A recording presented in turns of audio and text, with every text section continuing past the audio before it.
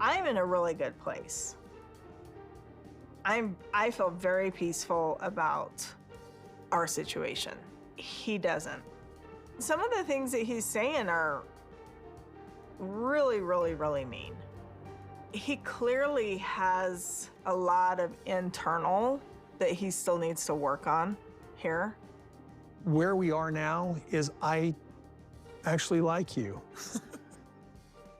Now, Gods be praised. well, I didn't for 6 years at all. I was trying to be. I think it was more than that. Be honest with yourself. No, I don't even know. But it's like move from that point to get to the right place. I have no idea. I'm not gonna go hang out at Christmas. I'm not your wife anymore. I do have a wife who says that Meri is our family and you need to have her come over for Christmas.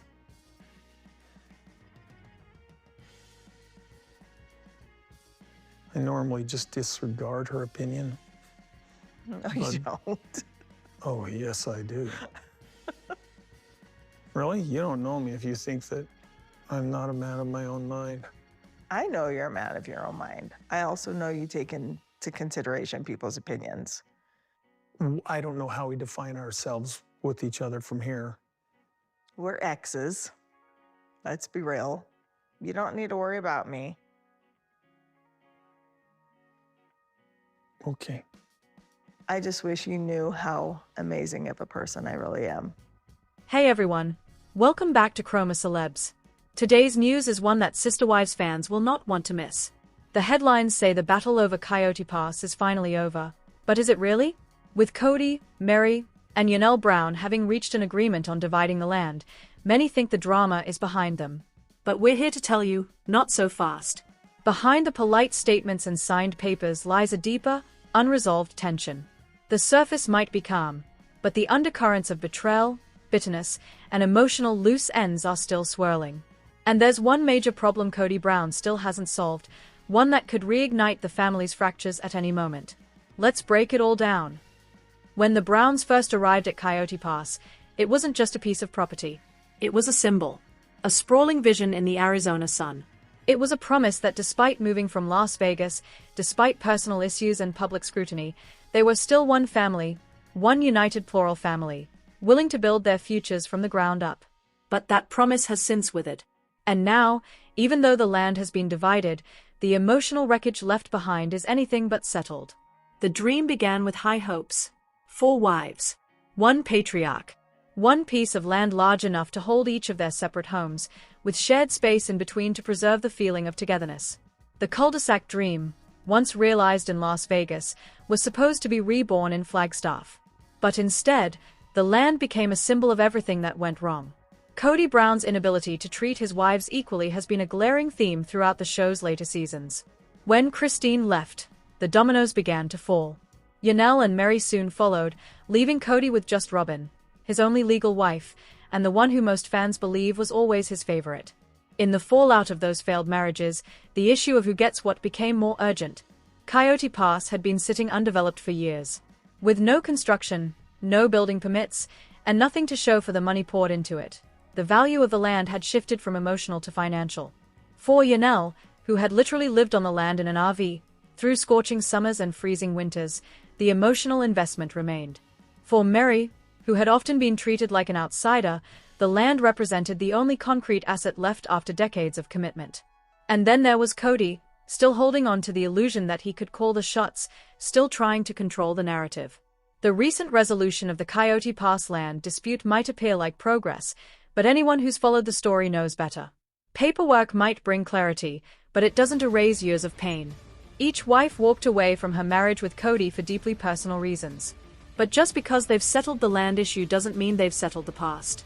If anything, this supposed resolution may have reawakened old wounds. And here's where it gets interesting. Even with the land now divided among the parties, there's still a glaring question. What is Kody Brown going to do with his portion? Sources close to the Browns claim that Kody is now left with a large piece of Coyote Pass, but one that is not only impractical but also emotionally charged. He had always envisioned building one large home where he could live with all his wives under one roof, a controversial plan that many of the women rejected from the beginning. That dream is dead. But now, so is the idea that the land can be a shared legacy. So what does Kody do now? Build a home just for him and Robyn? Sell his portion? Try to buy out the others? It's this uncertainty that reveals the real problem. The Brown family may have moved pieces on a board, but the game is far from over. Yanel, in particular, seems far from finished emotionally. Her social media has hinted at ongoing frustration, not just with Kody, but with how the family handled the division. Though she got a fair portion, she's still angry about how long it took, about how she was treated, about how Kody refused to work with her until forced. And Meri? She might be smiling in her recent posts, but insiders say she still feels like she got the short end of the stick, both emotionally and financially. Her involvement in the family had already been reduced to the margins long before the legal and property issues reached the forefront. She watched as Robyn received Kody's full attention, and she endured years of being emotionally sidelined. Her only remaining investment in the family, Coyote Pass, was her last hold on a legacy she helped build. And even that ended in compromise, not victory. Still, it's Kody's silence that speaks volumes. Publicly, he's tried to play it cool, appearing on camera with a forced smile, saying he just wants everyone to be happy. But behind the scenes, friends of the family say he's fuming. Not just because he feels like he lost control, but because he realizes too late that his poor handling of relationships destroyed everything. The settlement of Coyote Pass isn't a win for Kody, it's a symbolic defeat. But perhaps the biggest unresolved issue isn't about land at all. It's about legacy. For years, Sister Wives was Kody's way of showing the world how a plural family could work. How love, faith, and unity could hold together even the most unconventional lifestyle. But now, that image is shattered. And all Kody is left with is Robyn, and a divided property filled with emotional landmines. There's another twist that could explode the situation even further. Yanel reportedly has no plans to build on her portion. She may instead sell it, or worse, lease it to someone else. The idea that strangers could one day occupy land that was once part of the family's sacred plan is eating away at Kody. He may own part of the land, but he no longer owns the vision. And Meri? She has even less incentive to stay involved.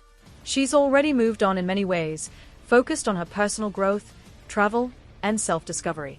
But if Kody tries to flip his portion of the land or use it in a way that contradicts what they originally agreed upon, it could send her straight back into the fight. Some fans speculate that this is just the beginning of a new kind of war, one where legal documents might be settled, but emotional sabotage is the weapon of choice. And let's not forget Robyn. Though not directly involved in the legal split, she remains at the center of the tension. Some believe she's secretly advising Kody on what to do next with his land. That she wants to build a fortress-like home where no one else is welcome. Others think she's pushing him to cash out, sell the land and retreat fully into a private life away from the cameras and criticism. But can Kody really walk away? There's still one major loose end that could blow this whole thing wide open: the taxes and development costs tied to Coyote Pass. These aren't minor expenses. And with the property now divided, the financial burden of maintaining and developing the land becomes even more complex. If Kody can't afford to build, or worse, defaults on payments, it could drag everyone else back into court, back into conflict, back into the nightmare they thought they'd finally escaped. And here's where the real tension builds. Meri and Yanel may have signed documents, but if Kody's poor planning leads to financial trouble on shared portions of the land, they'll be forced to deal with him again, through lawyers, accountants, or worse, public mudslinging. Even now, sources say Meri is bracing for a fallout. She wants no part in any future drama, but she knows Kody's history. He doesn't let go easily, and he doesn't handle failure well. As for Yanel, she's fiercely protective of her portion. Any hint that Kody is mishandling finances or trying to exert control over her area could lead her to take legal action to sever all ties completely. If that happens, fans might see yet another public battle over a dream that has long since died. So, what's next? The Browns may try to put on a peaceful face, but the truth is, this story is far from over. Kody Brown may have thought settling the land issue would bring closure, but in reality, he's just lit the fuse on a new chapter of chaos. Because this isn't just about dirt and property lines. This is about years of neglect, favoritism, and manipulation. It's about promises broken. It's about a man who thought he could control 4 lives, and ended up alone, holding a map to a dream that no longer exists. And that big loose end? It's not just about taxes or deeds or development plans. It's about Kody himself. The man who built the Brown family dream, only to tear it down, brick by emotional brick. Until Kody confronts the damage he's done, until he seeks real accountability, not just legal closure, the drama will never be over.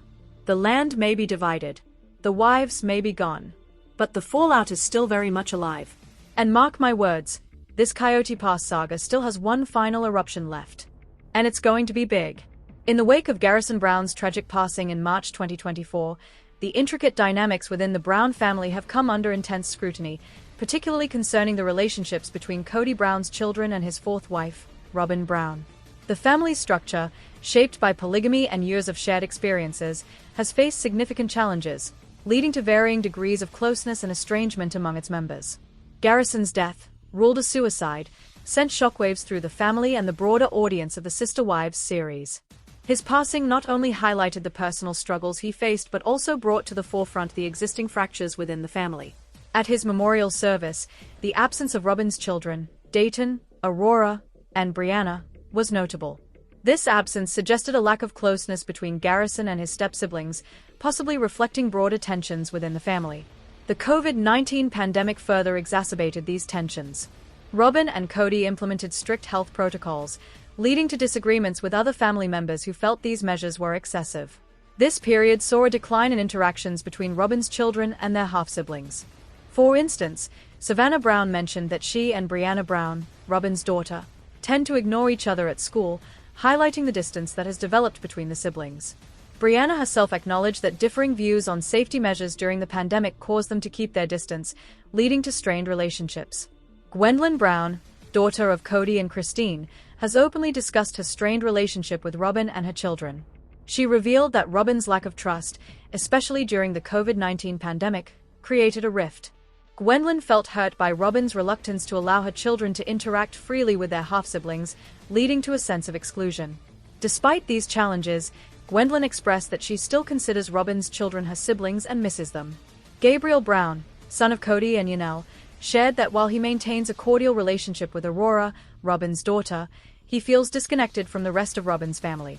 The pandemic exacerbated existing tensions, with differing views on safety measures causing further division. Gabriel noted that Aurora is the only one from that side of the family who has expressed affection since the pandemic, indicating a lingering bond amidst the broader estrangement. Michael T. Brown, another of Kody and Christine's children, noted a shift in her support for Robyn following events at Garrison's funeral. While she previously maintained a supportive stance, recent experiences have led to a re-evaluation of their relationship. Michael T. expressed that certain events at the funeral changed her perspective, suggesting that the complexities of family dynamics were further strained during this period. Robyn's children have also expressed feelings of not being fully accepted by the broader Brown family. They recounted instances where they were told they weren't considered true siblings, leading to feelings of isolation. This sentiment underscores the challenges faced by blended families in fostering unity among all members. Kody Brown's relationships with his children have also been affected. He acknowledged that his bond with Garrison was complicated and that they were not on speaking terms at the time of Garrison's passing.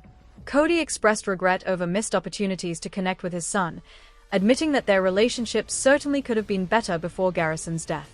He reflected on the missed future they could have shared, emphasizing the profound impact of Garrison's absence. The family's annual traditions, such as the Christmas gift exchange, have suffered due to these internal conflicts. Robyn's involvement in planning led to disagreements, resulting in the cancellation of the event and further deepening the divide among family members.